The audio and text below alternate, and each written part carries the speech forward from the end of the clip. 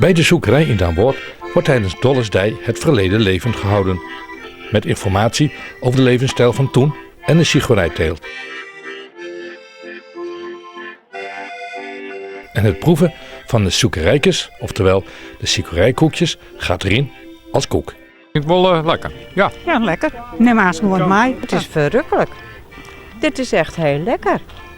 Ik vind het fantastisch smaken. Ik proef lekkere roomboter.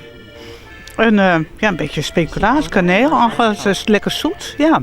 Dit donkere, dat is pure sigorij. En dat is erop opgedaan aan het eind van het bakproces.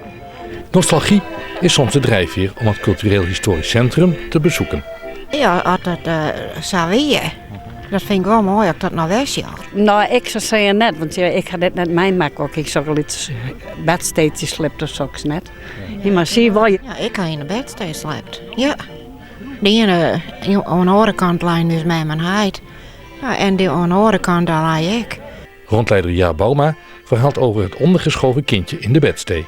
Dat weer ik een slierplak. Daarop in die orenbedstee daar zitten nanen van Suze, nanen, poppen, van dat vestje nog wel bekend. Daar leiden de poppen dan eerst in en als er wij in kwam, dan kwam die erin. En daar komt uitdrukking bij het ondergeschoven kindje. En er kwam geregeld een naaie poppen. Tegenwoordig zit in tal van producten de stof inuline die uit de sigorijwortel wordt gewonnen. En die sigarijwortel, dat is een hartstikke zoete plant. Dus die denkjes die ze er al een keer uithalen, ben ook al een keer hartstikke gezond. En dit is nou die inuline die het in de witte ballen zet. Van de sigorij werd in de vorige eeuw wel koffie gezet.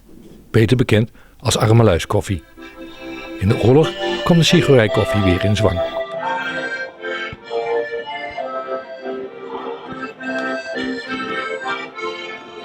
Maar wij hebben hier ook nog een vloeistof. En dat is olie. Die komt ook uit de sigarijwortel. En die olie, daar maakt ze onder de oren plastic van. De plastic poeden die in de groene containers zitten, die verrot je in een paar weken. En de echte plastic uit de aardolie, dat gaan tientallen jaren doorheen. Dus is een heel grote vraag naar producten uit de sigarijwortel. Daarom is er ook een ontzettend grote verbouwd en willen ze nog meer verbouwen. In Nederland wordt 5000 hectare sigorij verbouwd. Onvoldoende om aan de toekomstige vraag te voldoen.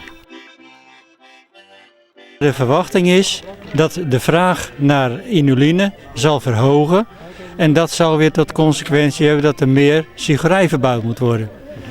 En die sigorij wordt nu hoofdzakelijk verbouwd in de omgeving van Roosendaal. En dan moet je denken aan Zeeland en ook in de polders. En voor een klein gedeelte in Friesland en Groningen. Wat het net in zit, nou, dat zou ik haast net zeggen kennen, want het zit haast overal in.